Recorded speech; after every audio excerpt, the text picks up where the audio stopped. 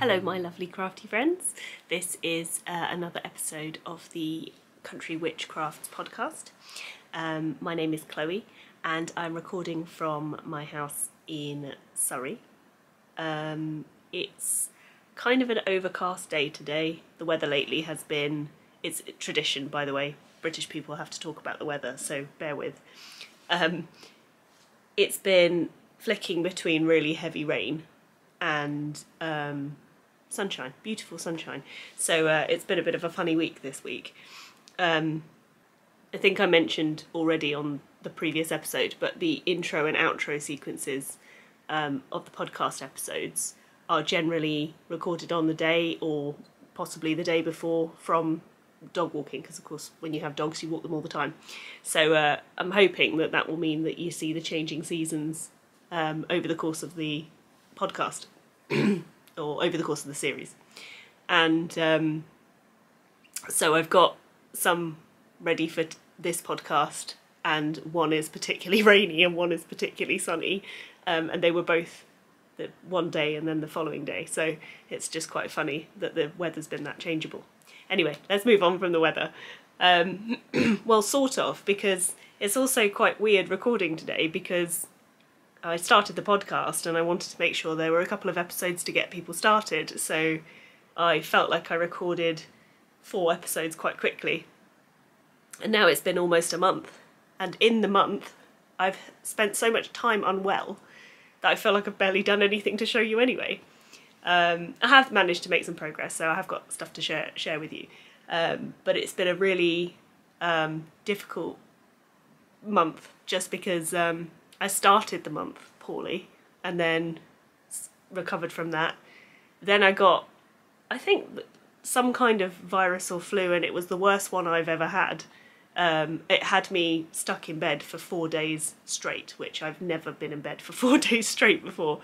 And it was, you know, I was taking medication that made me drowsy just to help me sleep through it, because I was finding myself both stuck in bed but unable to sleep because I just felt so awful. Yeah, it was dreadful. Anyway, so I was kind of off work for the equivalent of 5 working days, but across 7 days, 7 consecutive days. And when I went back to work, I didn't feel 100%. I just was feeling well enough to work, but I didn't recover properly. And then the last couple of days of this week, I had this tremendous headache just from the pressure, you know, like sinuses and being very mucousy. This is a horrible start to this episode. I'm sorry. But yeah, so I was just had headache and stuff, and I've even taken paracetamol again this morning just to try and ease the feeling of it. But it does mean that over the course of this month I've had not only less crafting time, but I've been catching up on myself any time that I'm well enough, you know. So anyway, moving on from that. So January hasn't been the big start to my 2025 goals that I'd had in mind, but that's okay.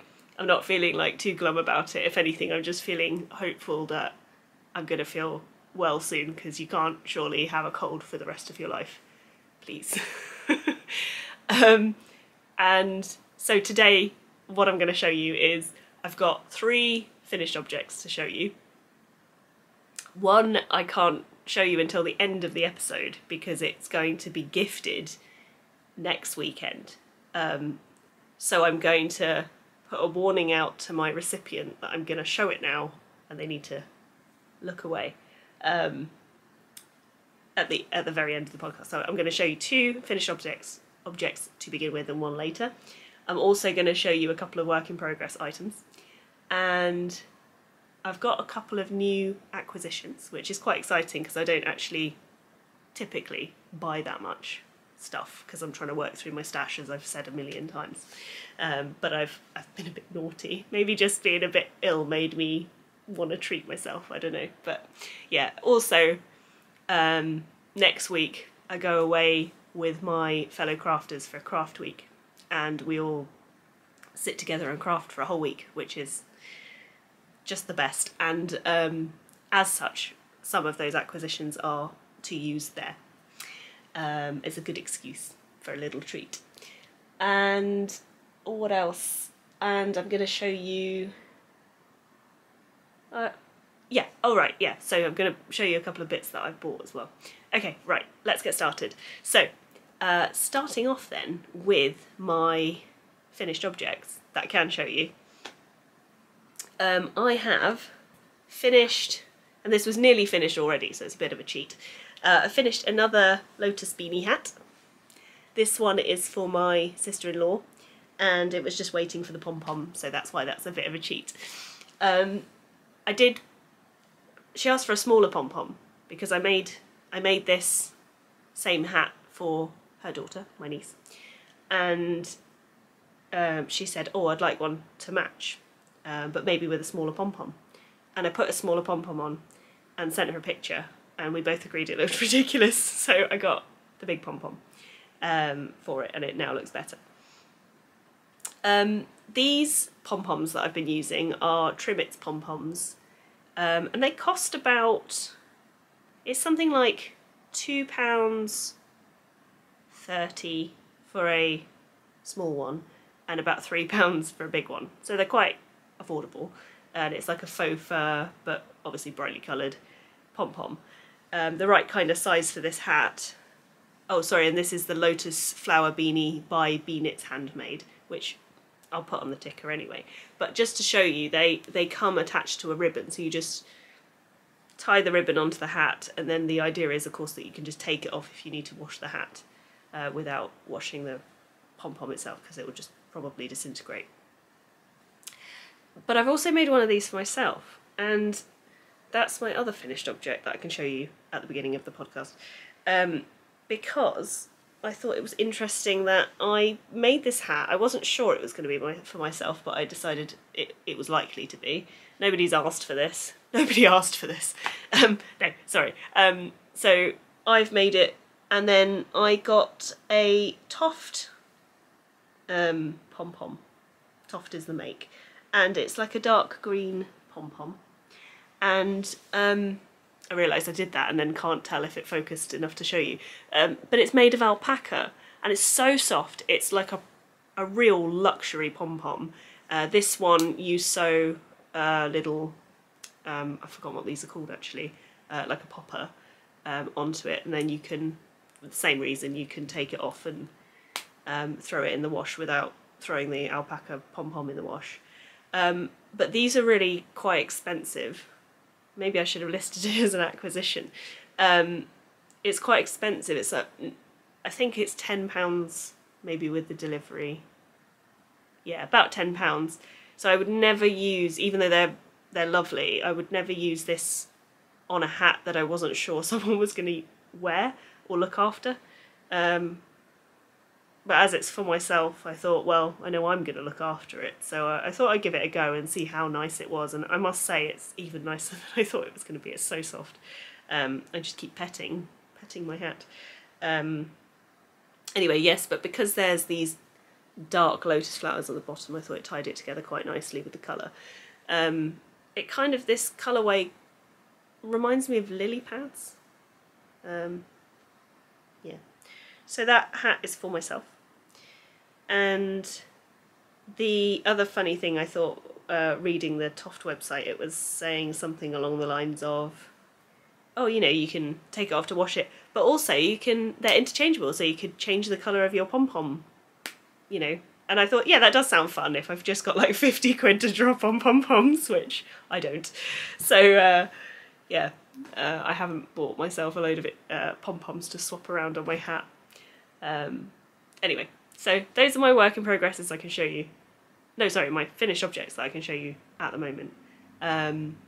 Now moving on to work in progress. So I've been working on, excuse me, I've been working on an artillery hat for my dad, which if you've, sorry, artillery themed hat, Royal Artillery themed hat for my dad, which if you've seen my Instagram you will see a couple of posts about the work in progress part of it. But this is his Royal Artillery belt from when he was in the army. voila. And what the plan is, or the plan is to use the colours here for the brim of the hat and then continue in another colour.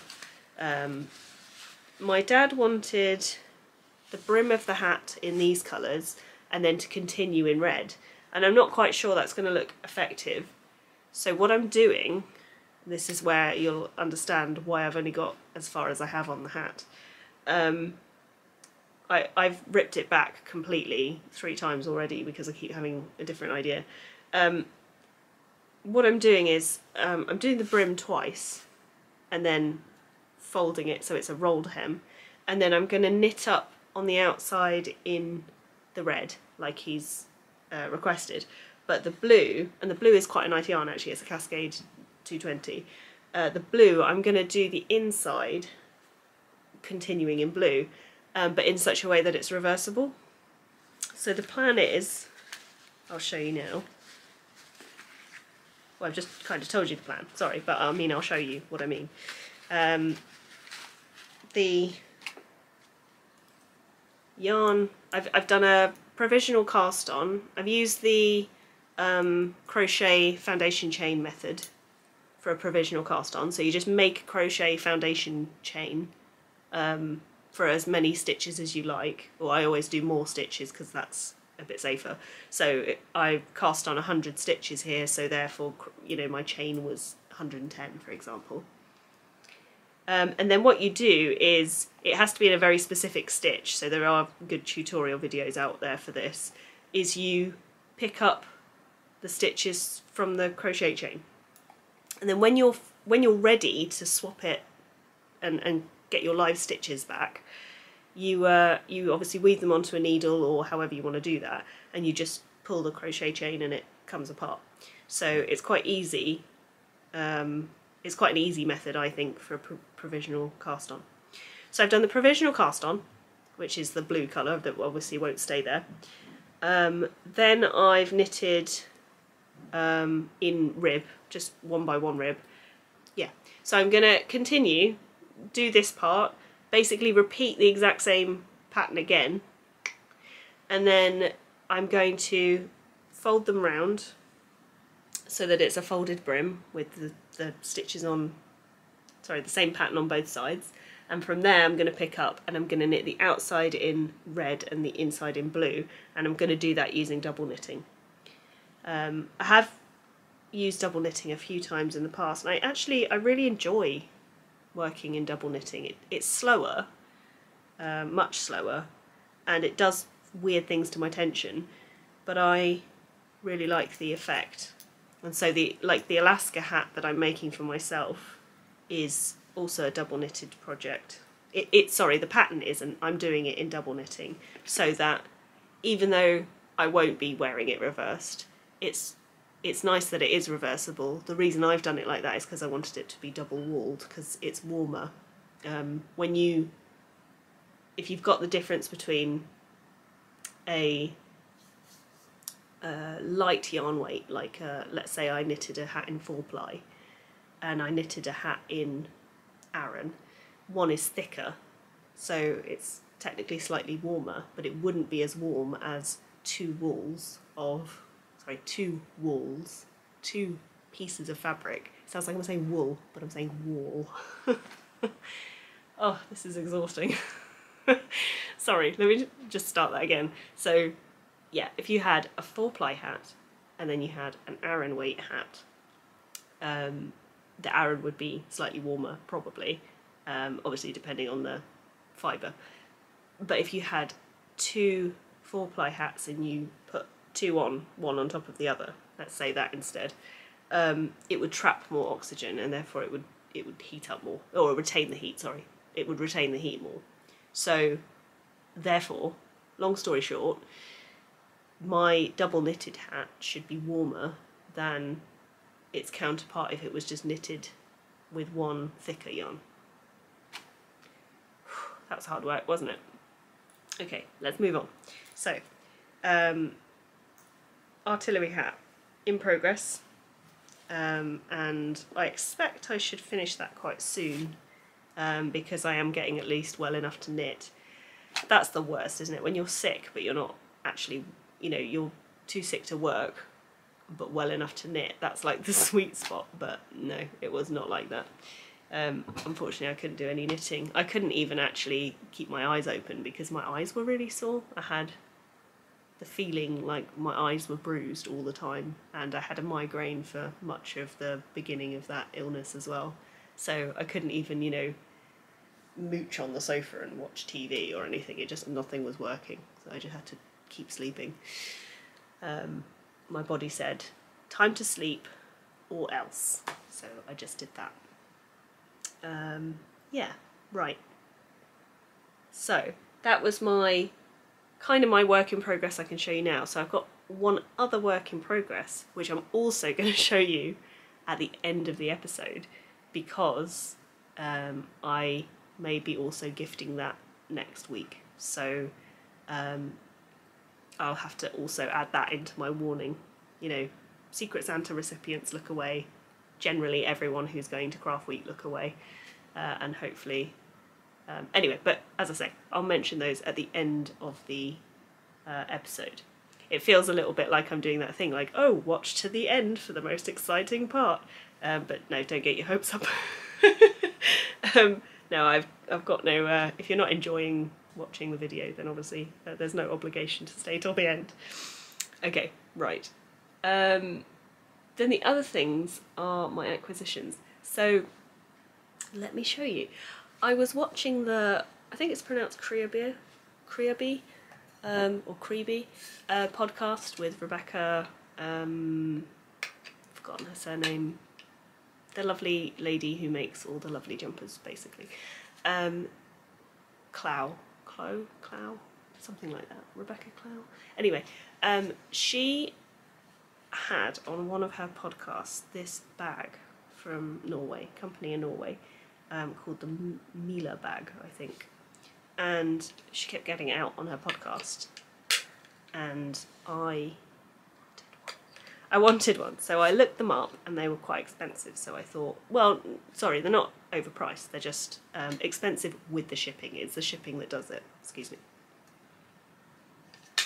Got to stay hydrated. And the company, which, as is becoming tradition, I can't necessarily pronounce the name of. It's, let me try. Strikke-Feber? Fiber?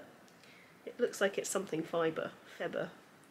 Anyway, I don't speak Norwegian. This is clear.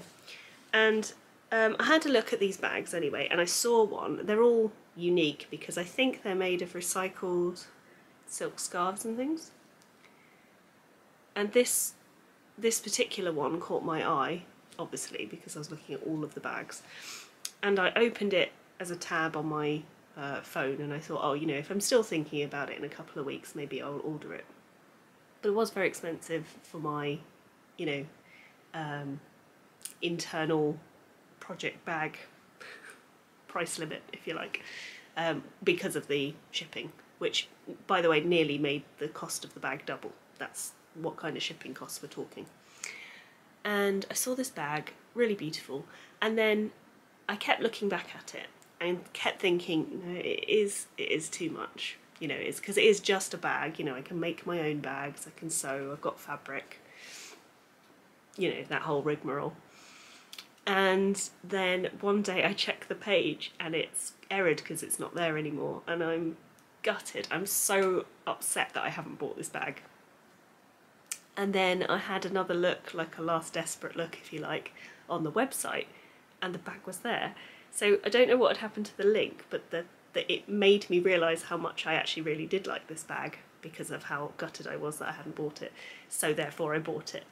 And this is the bag. Anyway, so it's a lovely sort of teal colour with these lovely fern patterns or feather patterns on them, but then the real icing on the cake is the contrast colour on the inside, which is like a beautiful set of autumnal colours. Oh, spoilers.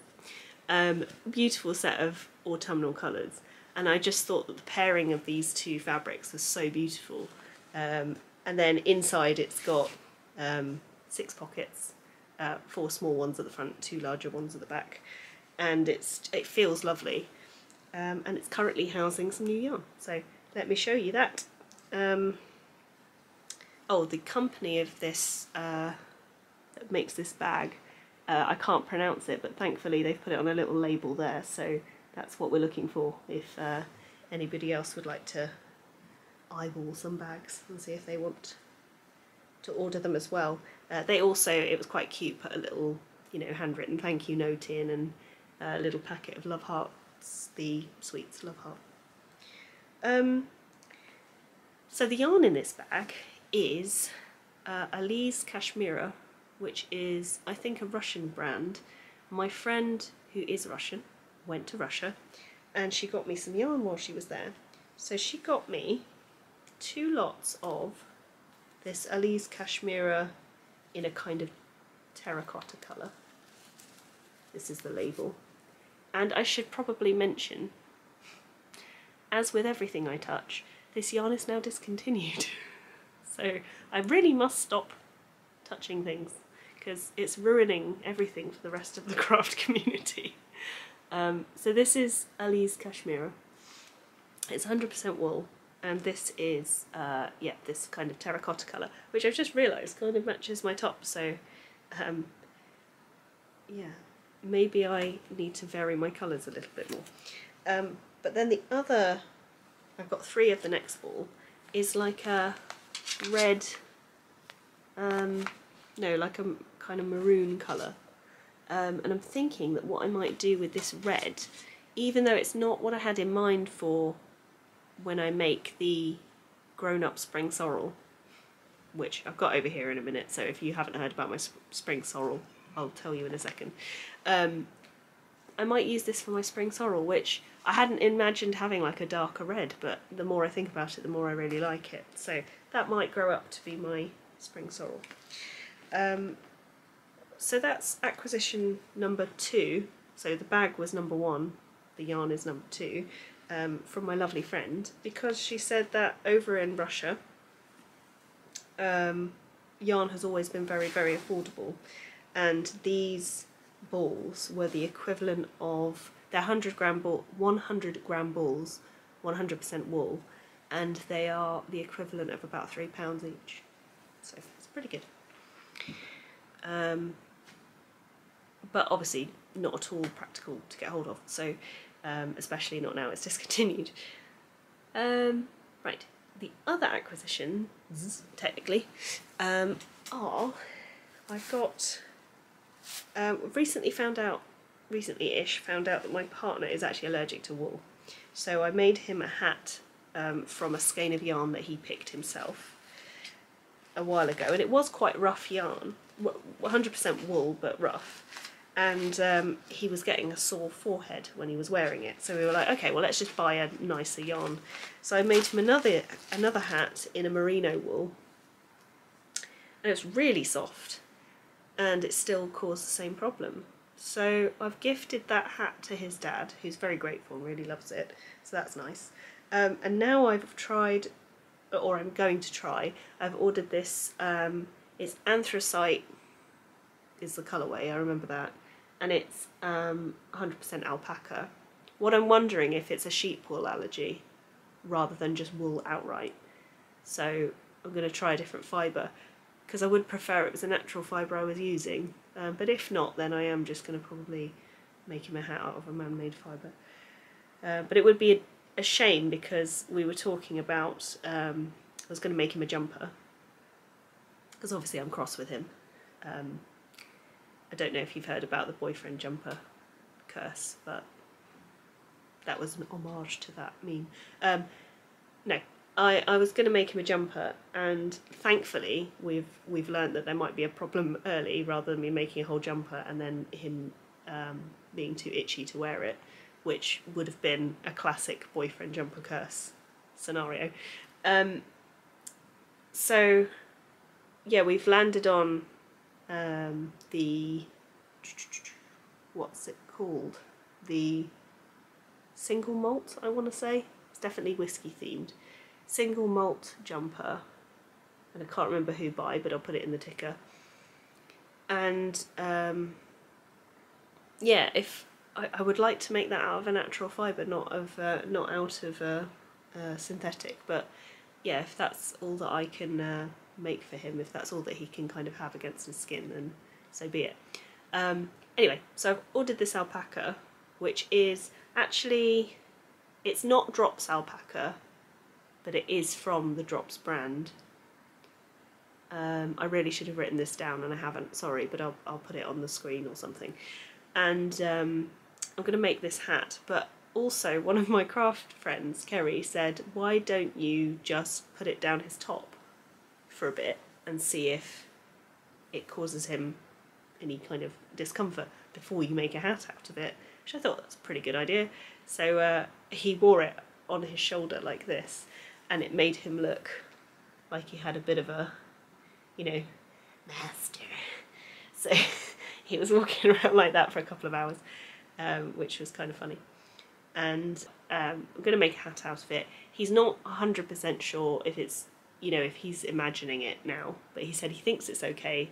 It was kind of like a bit different to the clothes he was wearing. Like he could feel the difference on his shoulders, but he's not sure that it was irritated. So as hats are quite quick to make anyway, I'm just going to make the hat and we will see. And he did say, you know, if it's too itchy, could it be lined? And I thought, well, actually, even just lining the band would be probably enough. So that's also an option. We'll see. The other yarn I have ordered has been also Drops alpaca, but for me. And it's going to grow up to probably be the Jennifer Steingass Darkwater. So I've had Darkwater in my Ravelry library since pretty much I joined Ravelry, actually. It was at least a favourite when I joined Ravelry, but I bought it probably in one of her sales and then thought, oh, I should just buy it, I love this jumper. But I've still not made it, and so maybe it's time. I've also never made Jennifer Steingass jumper, but I have 3 of her patterns in my library now, so I should probably crack on with those. But the problem is that the jumpers are for myself, and that's why I've not made them, because I'm terrible at making things for myself. So I've got the yarn, which means I've spent money on it, which means I have to make it. And I may cast this on, maybe, while I'm away at the craft week. I have to be a little bit cautious with my craft week plans this time, because 4 of us are going in the same car this year, which means slightly less room for crafts. So the last couple of years there's just been 3 of us in the car, and it's been getting increasingly more ridiculous with how much stuff we're taking. So, you know, we're taking like a sewing machine and a loom and a, you know, all these things. So yeah, I want to try and limit the projects I take. When I prepare for craft week, what I normally do is I want to take a couple of different projects, because of course you don't want to get bored of one or potentially get stuck with one and then not have anything else you can work on. Or the very first craft trip we did, because it used to be a weekend, first craft weekend we did, one of the girls brought a project and obviously didn't think about the fact she'd be spending the whole weekend doing it, so she finished it on the second night or something, and then was like, well, now I've got a day of, what do I do? You know, what do I do with myself? But luckily, of course, people had spare yarn, so she made another hat. Anyway, so, but the thing I struggle with when deciding what to do for craft week is, do I take a bunch of quick wins, you know, all the hats I've not got round to finishing and socks and things like this, or do I take a big project and try and get through some? And I kind of flip around on this, because I kind of want to take big projects, because it's not often that I have the opportunity to sit and think about things properly, you know, like, okay, I need to do a tension square, and I need to work out what size I'm going to do, and if I'm going to make any modifications and all of that sort of thinking time. I don't get that opportunity very often, and what I find is, if I'm trying to make something quite big and I need to make a tension square for it, I have time to make the tension square, then I have to wait another week, and then I come round to a bit more time and I'm like, right, I did the tension square, where did I write that down? You know, hopefully I've added it to my Ravelry, because then it's easy to find. But if I've written it in my little notebook, you know, I'm like, what did I mean when I wrote this? You know, who wrote this and why? Because surely it's not me, or I'd understand. Yeah, so the tension square and then having to wait and things like that. So the craft week, it's quite a good opportunity for me to actually sit down and work something out. Right, anyway, moving on to small projects that I could take with me. Like there's this hat that I've got here, which has just got some, it's scrap yarn but nice yarn, or leftover yarn but nice yarn, for a hat for a friend's wife. He said, you know, would I mind making her a hat? And I said, yeah, no problem, I'll do it when I get around to it, kind of thing. And he's like, yeah, no rush. And I apparently haven't rushed at all, because it's been at least 2 years, and I haven't made that hat. So I might do that one. That's actually come with me to Craft Week twice and hasn't been done. I might take my Alaska hat as well, which is the one I mentioned earlier, that's double knitted and has been in the naughty corner for reasons, and I might take, or in fact I am going to take back a couple of rows and then carry on with it. It's just quite hard to knit back in double knitting, especially in winter when it's black yarn. Error. And then also I've got my spring sorrel in progress. So the spring sorrel, I might finish this while I'm there. And I mentioned it earlier that this wasn't my grown-up spring sorrel. I don't know why I use that term, but what I mean is I'm currently making up a spring sorrel in yarn I don't really want a spring sorrel in. So this is, I've had this stash yarn since pretty much I started knitting, because I didn't really realise at the time that I didn't want to make clothes out of acrylic. You know, I got the yarn because it was a nice colour, and then since then I've been like, oh, I don't really want to wear acrylic. That said, this is quite soft, but I thought it might make a nice spring sorrel, so what I'm going to do is I'm going to knit one in what I think is my size using this yarn, and then I will make another one for myself, and then I can apply anything I've learned from making this one. And this one can just either go to someone else, be donated to charity, or, you know, if it is soft and nice, maybe I will keep it and wear it. I think maybe something to do with my tension is also causing a little bit of almost like pinching, I think, where I've done some of these stitches maybe too tight or something, and it's kind of causing it to bulge a little bit in places. But it might be something that's fixed with, oh, sorry, clattering around because of the stitch holder, needle holder. Yeah, I might be able to block it out, or it might be, again, something that I've learnt from this project to not do on the next one, but we will see. So that's the spring sorrel in progress. So I'm likely to take that one and carry on with it, especially because I've just finished the yoke, so it's just straight knitting from there, so it should be really quick. Yeah, so I might take that with me. And what else? Another acquisition, actually, I have, sort of, in that I've bought it, but it hasn't arrived. Last year, when I finished the 2024 bingo card thing, I decided that I'd seen this really nice sock yarn at Unravel Festival. It was kind of a pricey skein, and it's not that it's not worth the money, because it actually is. If I try and think of it, if I'm thinking of buying yarn like this, it's a skein of 100 grams, it's £25. And for me, £25 for 100 grams of yarn is quite a lot, but I think about it like, well, it also isn't, because there's a whole process, of course, of making yarn. The yarn dyers do a wonderful job, and it's an independent business, and I do like to support independent business. And if I spend, say, I actually have no idea how long it takes me to knit a pair of socks, but let's say it takes, I don't know, 16 hours. And it's, yeah, so then I can say, well, over those 16 hours. It's more like, you know, I don't know what that is, £1.40 something, I think. £1. Anyway, something like, let's say £1.40 an hour. £1.40 an hour to do something that I'm enjoying, for materials of a craft that I'm enjoying. It's definitely money well spent. And then at the end you get a pair of socks that you can then continue wearing. So it's definitely worth the money.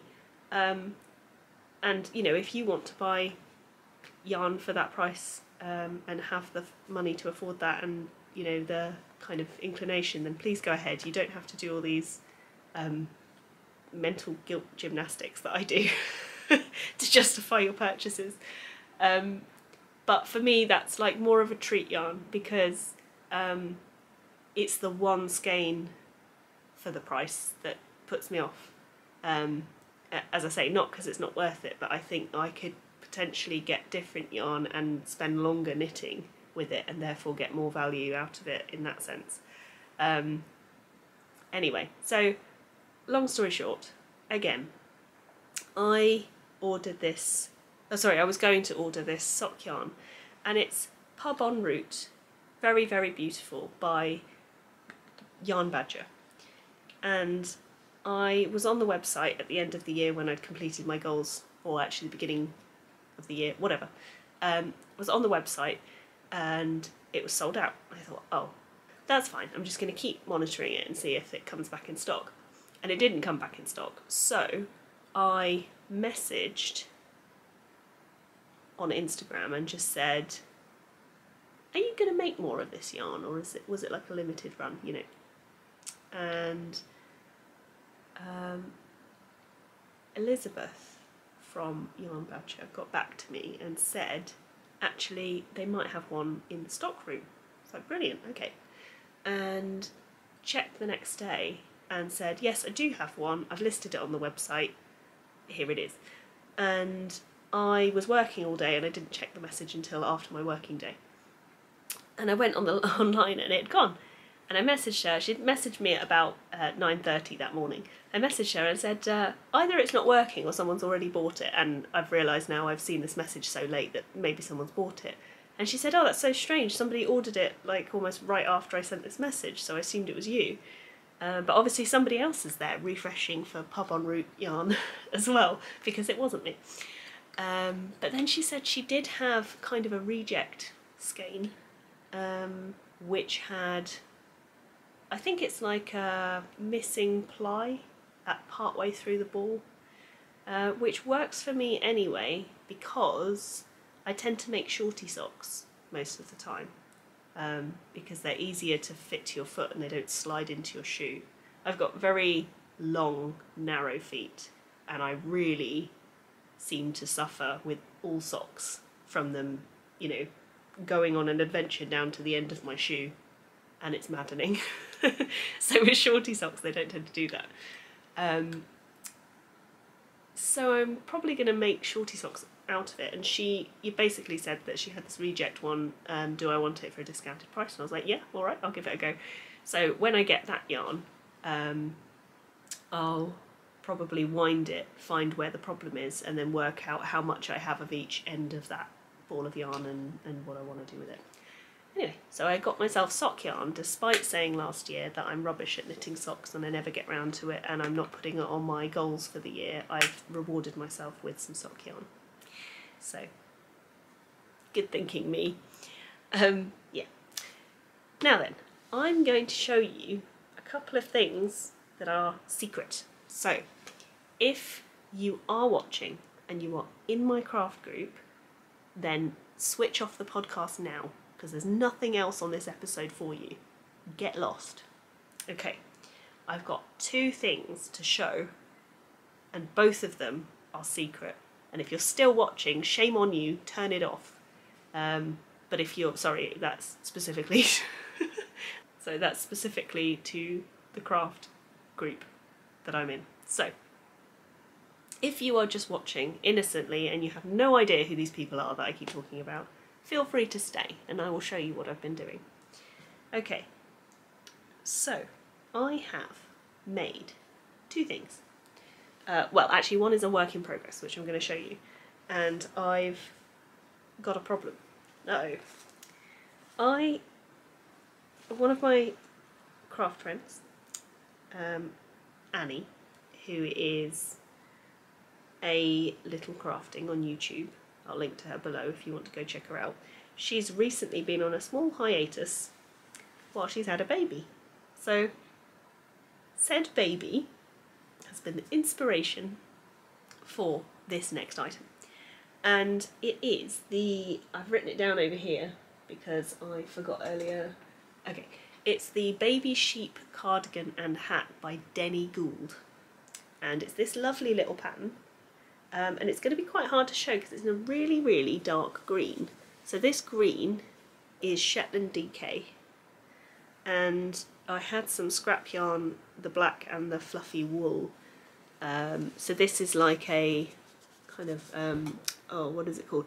Snowflake DK, and I think it's by Serdar.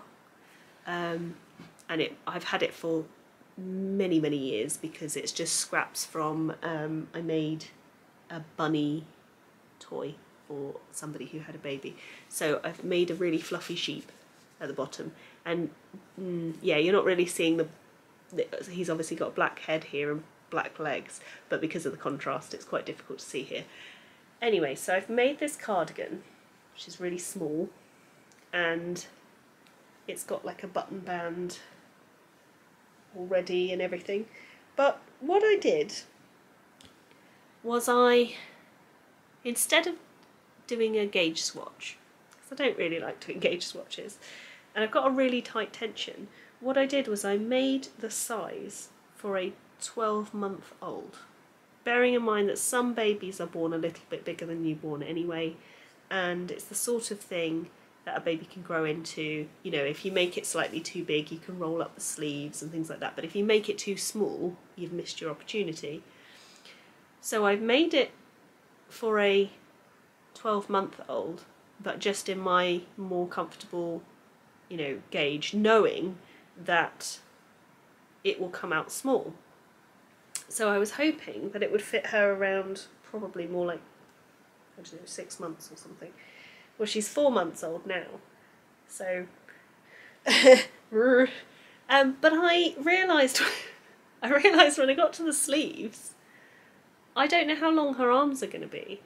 So you know, when it says for a 12-year-old, it's going to say like knit, I don't know, 12 inches, and I'm like, well, that's not going to work for the baby, like the shrunken version. I was kind of expecting row count, so I thought that's fine, I can do the maths. But now I was thinking, well, I can do the maths if I know how big she is, but I kind of don't.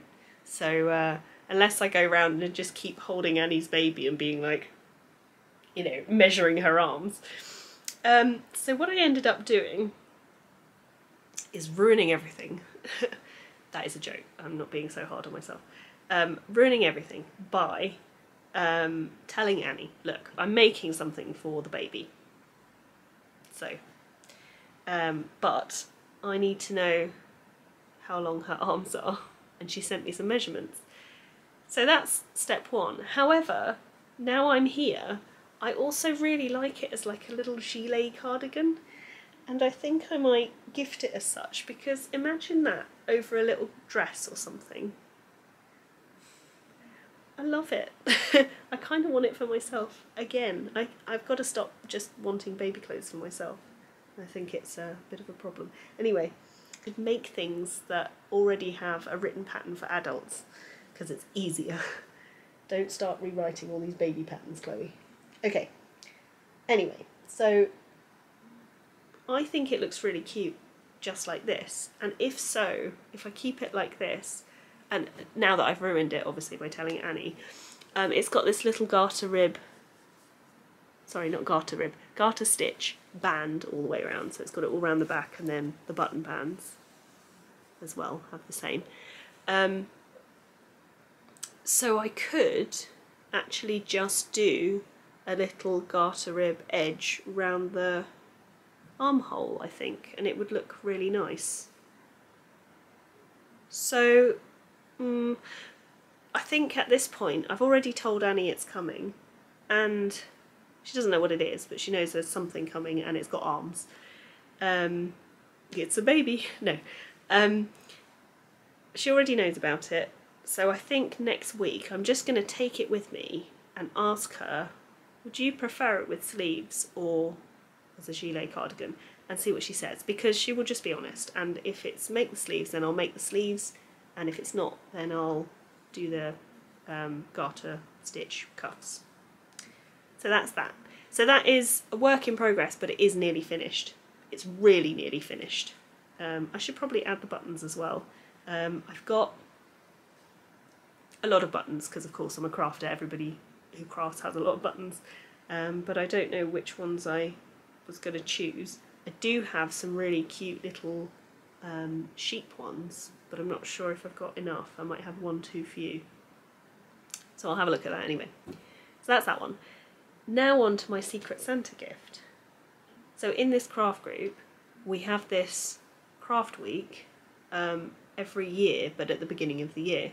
So we do a Secret Santa, but we don't exchange the gifts till then. So even though it's past Christmas, everybody's been using January to catch up on their Secret Santa. More fool me anyway, because I thought I was going to have loads of time for my Secret Santa and then I got sick. So don't leave it to the last minute. What I did was ordered a cashmere jumper, a yellowy green I suppose, greeny yellow, cashmere jumper, and it's 100% cashmere, and it was second-hand vinted jumper. Say jumper one more time, Chloe. And what I've done is I've used these dissolvable, what is it, like dissolvable fabric? Yeah, I suppose so. It's a stick-on dissolvable fabric. I've printed some bumblebees onto it, as you can see. These bumblebees, I paid for a pattern on Etsy which had a bumblebee on it, and then I took that bumblebee and I just replicated it in you know, some software, printed it off, and so I had a sheet of paper of this fabric, a sheet of this fabric with just loads of these bees on, okay? And then I've cut them out into small squares like this. And then I've used that to embroider bumblebees onto this jumper. And what I did was, because the jumper I chose was yellow already, I've done multicoloured bumblebees, and the recipient that this is for loves colour. She wears colours all the time, lots of rainbow, lovely, every colour at once, and it really suits her as well. So I've got the yellow jumper, but then I've gone for, as I'll show you, multicoloured bumblebees. So this is a little turquoise bumblebee, and here's a purple bumblebee, and then I've done a pink bumblebee and a orange bumblebee and a green bumblebee, and those are all the colours I've chose, but I've done a couple of them. And I've just done them on the front of the jumper here. In fact, let me try, I'll stand up and show you. So the jumper has bumblebees sort of placed at random on the front, and I haven't done any on the sleeves or on the back, mostly for time, because I was running lower on time. But now that it's done, I do think that standing, like up close, these bumblebees look lovely, I think, if I may say so myself. But from afar, they're not very impactful, and I expected them to kind of be a bit more visible, I suppose. But they're obviously quite small, and I did think that this jumper in particular would look a little bit better with just 2 more bumblebees on it. So I might try and stick 2 more on it tomorrow morning, if I have time. Because then it also needs one final light wash and time to dry before it gets packed away into a gift wrap type of situation. So that's the Secret Santa. The other thing was, I decided to try, because I had this kind of fabric, oh sorry, not fabric, because I had this shiny embroidery floss. I'm not sure it's coming out on camera very well actually. I decided to use that for the wings to kind of suggest some iridescence, you know. And it was so hard to use. It was so fighty. So then I tried to switch to like a light grey so it more looked like a, you know, a normal wing. But it just didn't look as good. So I ended up persevering and fighting with this embroidery thread for the greater good. But I hope that she does love it. I really like the bees themselves. I'm really happy with them and how they've come out. Obviously this one's my favourite because I keep showing that one. That was actually the first one I did, but I like the colour. Yeah, I really like how the actual bees have come out, but I kind of wish it was just a bit more impactful when you look at it. It kind of, you know, if you put it on, it kind of just looks like you've got bugs on you. So I suppose that's the idea, but you know, you can't see that they're really cute, colourful bumblebees from far away. Okay, so that's that, I think. I will be recording, I think, a podcast at the moment. This is my plan. I will record a podcast at the end of each month, or roughly at the end of every month. And if there is anything to show in the meantime, I can show that. I have collected a little bit of, I recorded a little bit of video on me making those bumblebees, and I'll probably just edit it into a really short reel for Instagram or maybe for YouTube shorts. I don't know, I'll work that out. I've not done those before, so yeah, I have to figure out how to do them, and then yeah, I'll put something together and share it. Okay, so I think that's everything. Nice to see you again. Thank you for coming back, and I hope you've enjoyed this episode. See you next time. Hopefully this time next month I'll have a lot to show you because I'll have been crafting for a full week at some point during next month. But yeah, either way, see you next month. Bye!